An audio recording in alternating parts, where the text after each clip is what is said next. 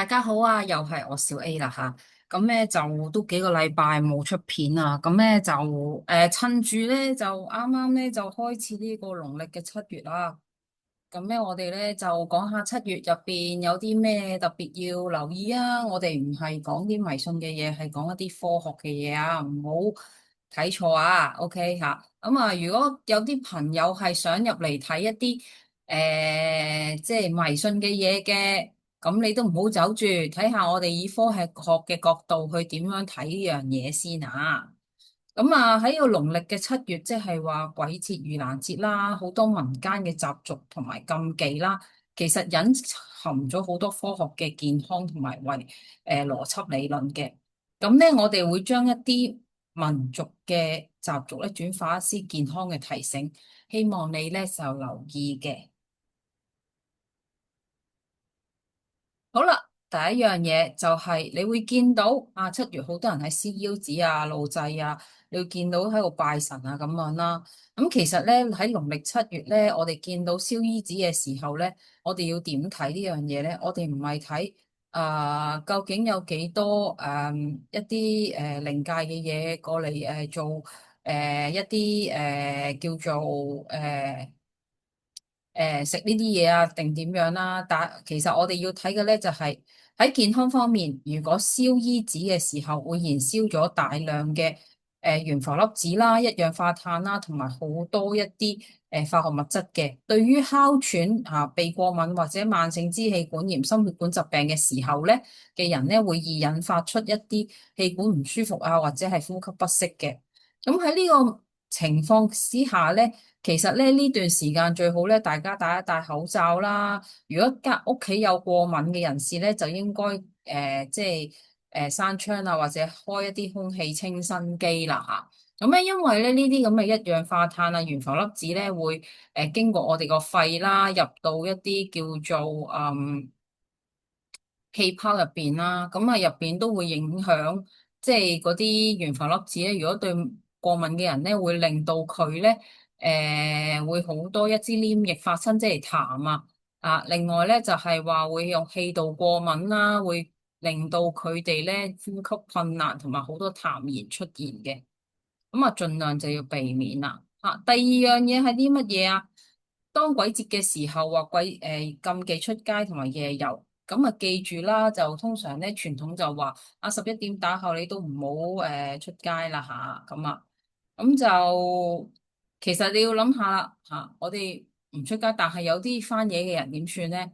咁其實對佢哋有啲好唔公平嘅嘢，即係為咗搵食要翻嘢嘅時候，都係要出街噶啦，係咪？咁啊喺健康方面，我哋講啲乜嘢咧？就喺醫學角度方面咧，喺夜晚吓喺出邊逗留得太耐，會令到睡眠不足啦。咁啊，生理時鐘混亂啦，即係好似人哋 jet lag 咁啦。咁啊，長期熬夜咧，會大幅降低呢個免疫力嘅，削弱細胞嘅活性啦，令到人咁容易引起呢個病毒嘅感染啊，同埋一啲炎症嘅反應嘅。另外咧，如果你信唔信都好啦吓，咁啊11點至1點係肝養生嘅時間啦。當你如果呢段時間唔去休息嘅時候咧，亦都對一個肝咧有一個負面嘅作用嘅，因為咧肝要休息嘅時候，佢係我哋身體上邊唯一一個叫做排毒嘅器官啦。如果你影響佢嘅時候咧，其實就算你有心啊、腦啊、正常啊都好咧，你都令到身體嗰個機能紊亂都好鬼麻煩嘅。咁啊，有啲咩可以做啊？其實咧喺民間習俗說法咧，都係叫早睡早起嘅啫。因為早睡早起咧就順應呢個生理時鐘，咁啊令到我哋身體有充分嘅休息，可以增強免疫力，維持一個規律嘅作息時間咧，係最好嘅自我保護，亦都補充陽氣吓。如果一啲人中意聽迷信嘅嘢嘅時候咧，補充陽氣就減少陰氣啊，就亦都減少一啲靈體嘅近身嘅。好啦，係第三個禁忌咧，就係呢個誒，你會見到咧，就係食物中毒啦，同埋腸胃嘅安全。點解咁講啊？咁我哋祭祀嘅時候係需要用祭品噶嘛，除咗香之外，亦都有啲食物擺到咩生果啊、雞啊、鴨啊咁樣啦。咁咧咁熱嘅天氣，特別呢排啦，去到36度嘅時候咧，咁啊高溫會引起細菌啦，例如金黃色葡萄球菌啊、沙門氏菌啊、溶血性霉菌嘅繁殖嘅。咁呢啲熟食喺室溫15至60度嘅時候咧，擺放超過2小時，會呈現幾何式級數嘅增長嘅啲細菌，咁啊會引起急性嘅腸胃炎啦。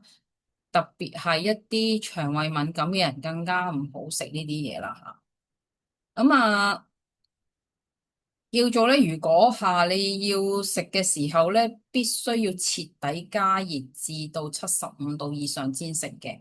咁啊，如果有異味嘅時候咧，就即刻掉咗佢啦吓。咁啊，但係我都會建議盡量唔好食啊，始終咧都暴露喺一個叫做露天嘅空氣中啦，亦都好多懸浮物啊咁樣嗰啲嘢。咁啊，我哋可以買一啲嘢供奉祖先啊、靈位啊、靈體嘅時候，其實嗰啲嘢都唔需要話咁誒，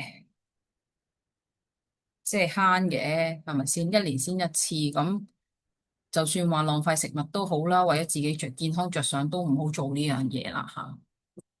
好啦，另外啦就係話夜遊啦，咁啊通常咧夜晚就話咧就盡量唔好去海邊游水、溪邊野泳啦，防止水鬼嚟到揾替身吓。咁其實咧就我哋都會叫大家少去玩水同埋夜遊嘅。點解咧？因為農曆7月咧啱啱係夏季末端、秋季初嘅時候，咁水溫同埋體溫嘅差別即係差異都好大下嘅。咁夜間嘅水溫驟降啦，身體唔能夠充分熱身就落水嘅時候，好容易令到咧肌肉抽筋，甚至咧血管收縮，令到有心血管意外發生嘅。特別係咧一啲老人家咧，好中意即係晨早佢哋唔係夜遊啊，係誒即係嗰啲叫咩啊？晨早太陽都未出嚟嘅時候去游水嘅時候咧，都會有同樣嘅情況發生嘅。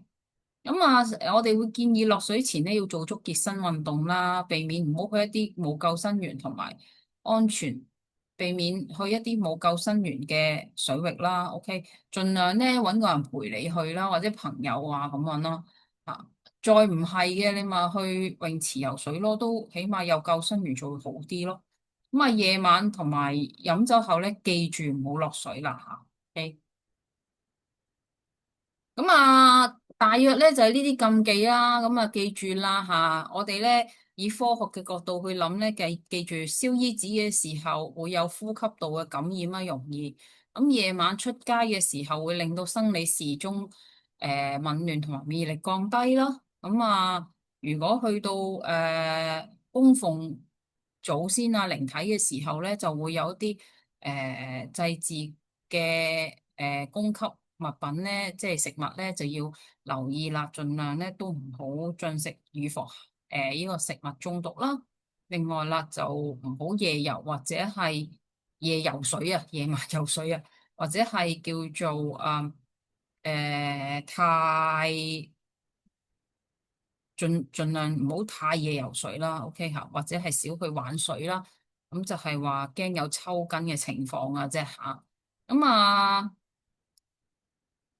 記住啦吓，如果呢啲禁忌我哋以科學嘅角度睇咧，其實就會